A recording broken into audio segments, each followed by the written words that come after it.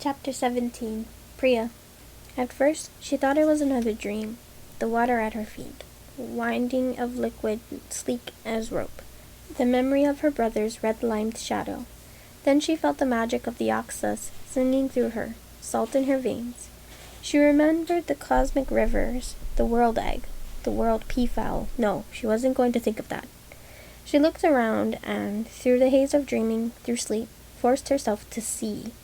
Dark water beneath her, water of a river, 3 rivers, meeting in a river of red, so deep it was nearly black, pulsing around her, ugly with life.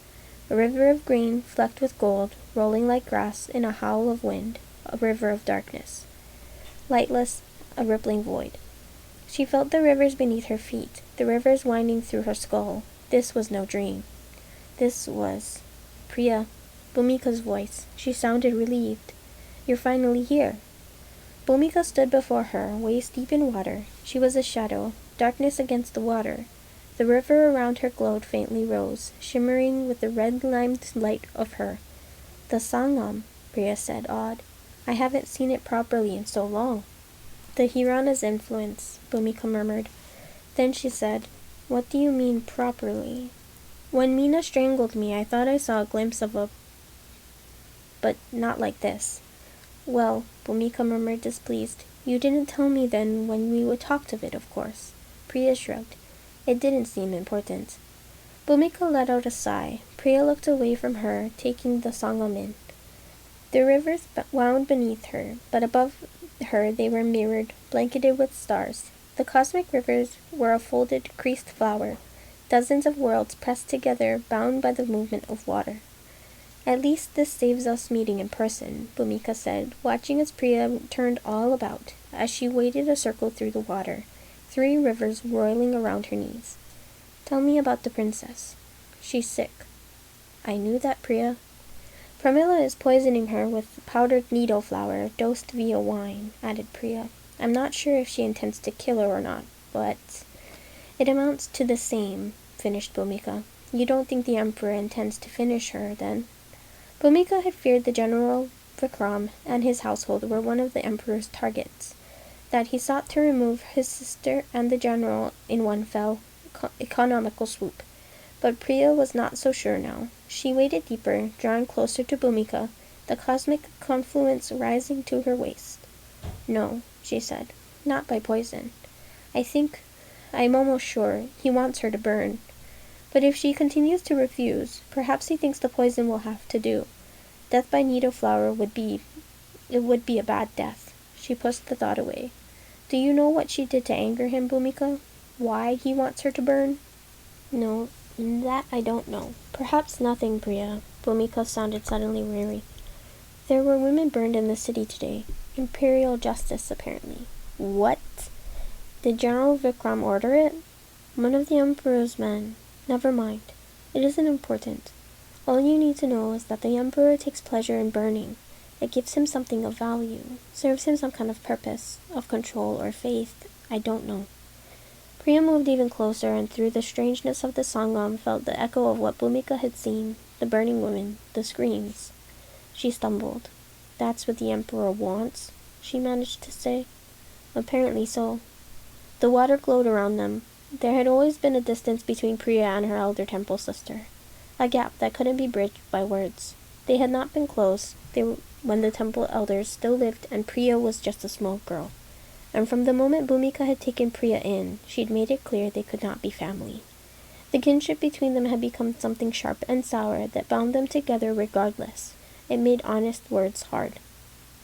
But something about this place, the strangeness of it, the river ink of Bhumika before her, and the echo of Bhumika's horror, loosened Priya's tongue, let the words flow free. I haven't been able to come here in so long. Is that what it's like to be twice born? She murmured. To be able to enter the Sangam and simply be more than human? We are entirely human, said Bhumika, no matter what we can do. Priya laughed, looked around pointedly at the rivers knotted about them like compass roses. You think this is human? I think this is an aberration, a problem, and not something we should indulge in. Then why are you here? Priya challenged. Because I need to be, snapped Bhumika. Because so many things are falling apart. Because so many things are terribly wrong with Ahiranya, and I need to use every tool in my limited arsenal. Do you meet Ashok here? Priya asked bluntly. When Bhumika was silent, she added, I know he's alive. You should have told me you saw him, Bhumika replied. You should have told me he was alive. He didn't want you to know. Oh, you were lying to me out of respect for him. I see. I never lied to you. Don't play silly games, Bhumika. You knew I believed he was dead, and you let me go on believing it. That was a choice to hide the truth from me. That was as good as a lie. If Bhumika had been less shadow and more skin, she probably would have looked ashamed. He's dangerous, Priya, Bhumika said finally, and I did exactly what I thought was necessary for the child you were when he abandoned you. But I am not a child anymore. Priya, nothing is so simple. No, said Priya, and I'm not asking for you to simplify the complexities of your life, Bhumika. I know my limits. She sounded bitter, she knew, she didn't really care. But I can only act with the knowledge I have, the knowledge I deserve. So I am going to continue seeking the deathless waters, because he needs them, and so do I. Ashok wants to inflict chaos. He wants to build the new world, Priya said defensively, even though she said much the same to him when they'd stood beneath the bower of bones. A free Ahiranya. No, said Bhumika. He wants to return to the old Ahiranya. He's chasing a dream, a mirage, of a time when Ahiranya was isolated and alone and strong. How many hundreds upon hundreds of years ago was that? Bhumika's voice was all scorn. He wants a world that can't be forged without blood and death and sacrifice. In that way, he's no different from the Emperor. Ahiranya is dying, literally rotting. But that doesn't change our duty, Bhumika said. Our need to keep it whole. If we are temple children still, then I can't allow myself to forget that, and neither can you. Ashok, Priya said deliberately, was the last person to treat me like family. 1 beat, 2. Well, Bhumika said in a controlled voice, if that's how you feel, then that's how you feel. Bhumika, I am literally your servant. And what else could you be? My long-lost sibling, perhaps? A distant cousin? I could hardly adopt you, could I? Being the general's wife, using the general, requires certain sacrifices. It always has. Even in shadow, even in the sangam, Bhumika's hand drifted without conscious thought to her waist. Priya felt oddly ashamed. She looked away. Why are we always so ugly to one another? Anyway, Priya said abruptly, I want to end her poisoning and stop the needle flower entirely, but I am not the one who gives her the wine. Bhumika drummed her fingers lightly. Could you make yourself that person? Pramila doesn't think much of servants, Priya crossed her arms, and she certainly doesn't think much of me. But she needs you, said Bhumika. She needs much more than me, but yes. Bhumika nodded as if she'd come to some decision. Keep the princess alive, Bhumika said.